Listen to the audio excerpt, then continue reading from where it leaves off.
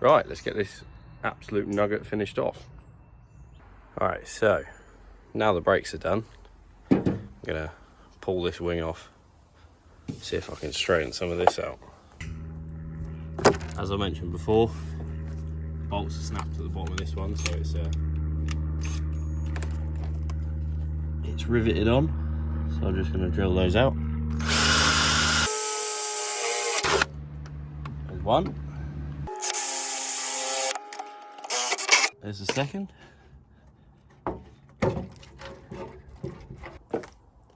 So there's one bolt inside the door shut. Row of bolts along the top. There's one right down in there somewhere.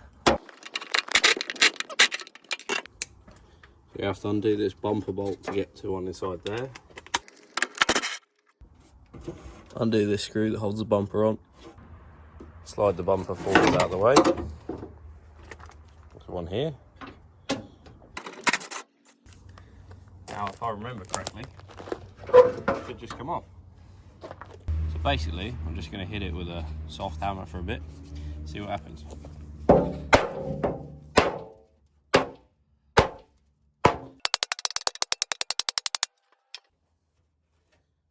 It's already much better.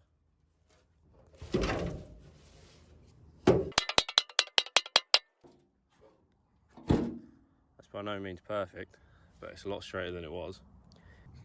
Cover over the worst of the missing paint with a sticker. That'll do for now. I'm not going to go to town on it because I'm probably going to strip the whole car and paint it at some point, probably over the winter. So it's just got to look good enough for this race. With regards to this door being bent in so far, I'm just going to grab the end of the jack handle, try and massage that out a bit. Again, not got to be anywhere near perfect. It's good enough, I'm not going to get pulled up on scrutineering for it. There you go, you can see that's a lot less bent in. That'll do for now. Still got to rivet the bottom on. Got to get my rivet gun from work, but as you can see, a lot less bent.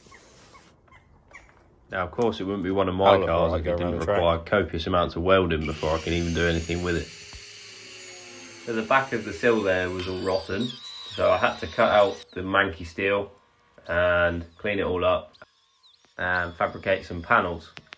Now, in my usual fashion, I used a piece of Saab on it, cut it to shape, smacked it a few times with a hammer, and then welded the thing back in.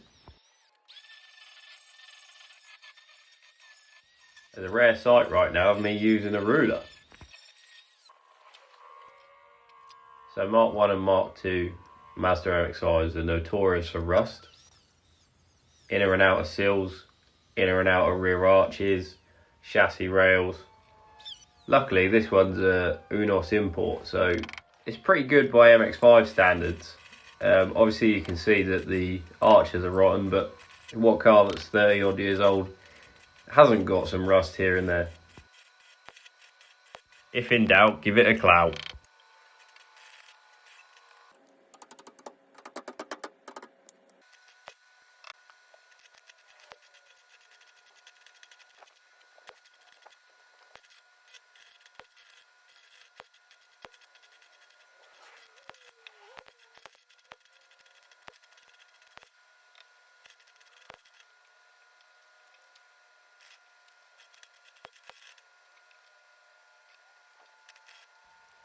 Getting a tad warm out here.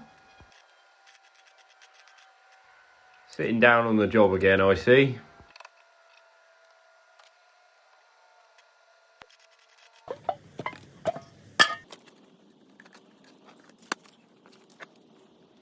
Mixing up the cheese.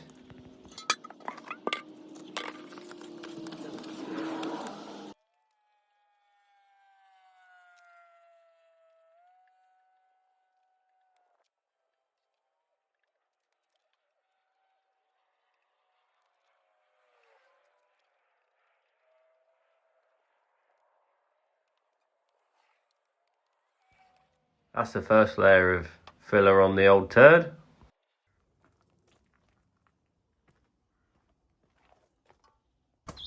Time to whip the spark plugs out of this bad boy.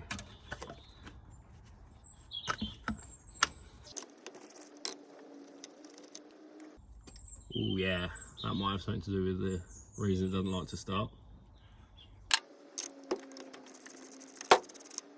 Yeah, another one super wet. Oh, that one's not too bad, but it's covered in water. You can definitely tell that those spark plug wells have been full of water. I've got some new HT leads to go on it as well, so we'll do that too. So I've gone for some BKR 7E spark plugs, NGK ones. Nip that out.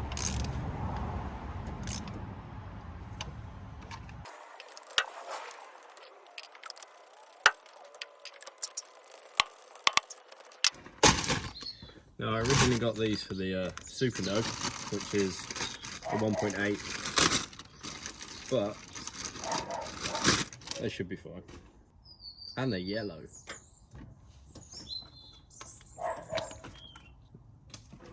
So whenever you're changing HT leads, obviously make sure they go back in the right order, as well as the Tesla. Otherwise you're going to mess up your firing order.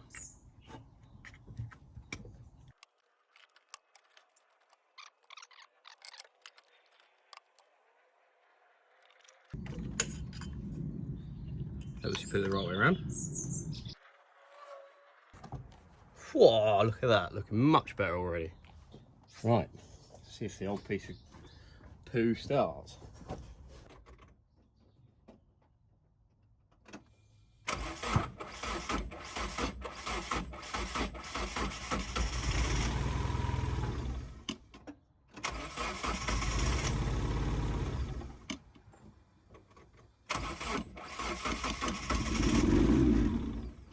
That'll be a no then. Move this bad boy so I don't get it covered in overspray.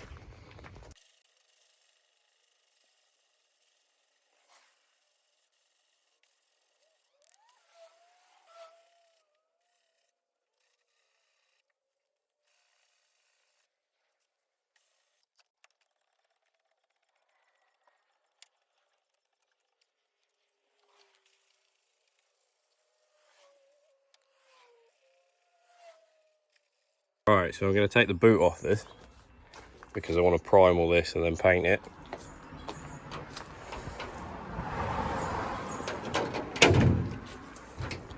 And I'm going to put another set of latches on it, get rid of the hinges because it's kind of disintegrated.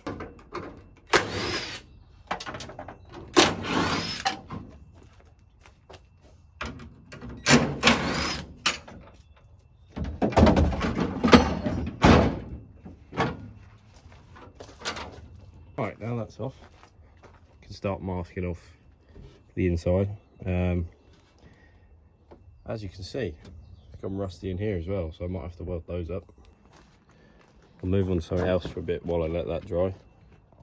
It's going to need some more sanding, more bits of filler, blah blah blah, but I wanted to get some primer on it because it was all bare metal. I'll lob off these boot hinge mounts because they're all where I chopped all the strengthening out of the boot back when I was trying to save weight. Now I've added a lot of weight to my gut, don't really matter, so we'll lob it off anyway. We'll put some more. Safety first though, boys and girls.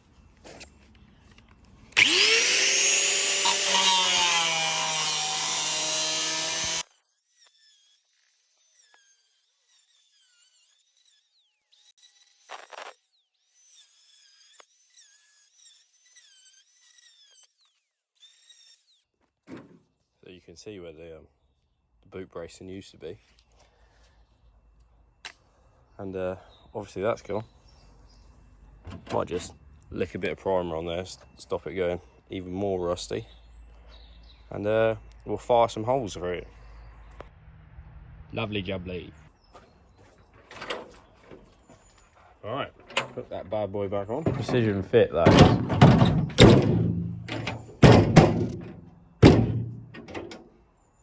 Alright, so I got these hood pins.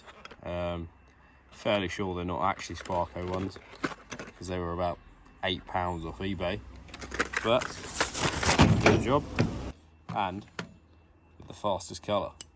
Everyone knows red is the fastest colour. Also got a big ass drill. I'm just going to send it.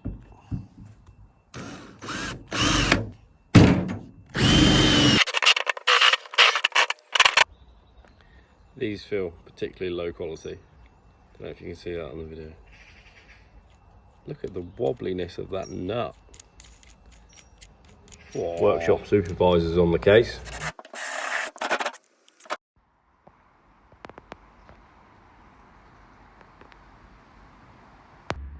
Another high quality product from Demon Tweaks, the old Jingjua stopwatch. Just gonna send her on down. Perfection.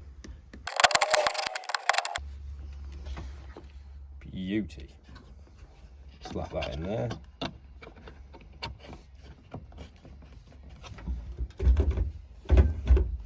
OEM, mate. It's in the regs for the Birkett that you have to run front and rear side lights. Now for the 5 Club Championship, you didn't need to have front side lights. So I'd done away with all the OEM wiring and everything. So it'd be a bit of a pain to wire the OEM lights back in. So I decided to get these cheap DRLs from eBay. I think they were £6 for the pair. Pure high quality that. And just going to fire those on and run some wires in quick.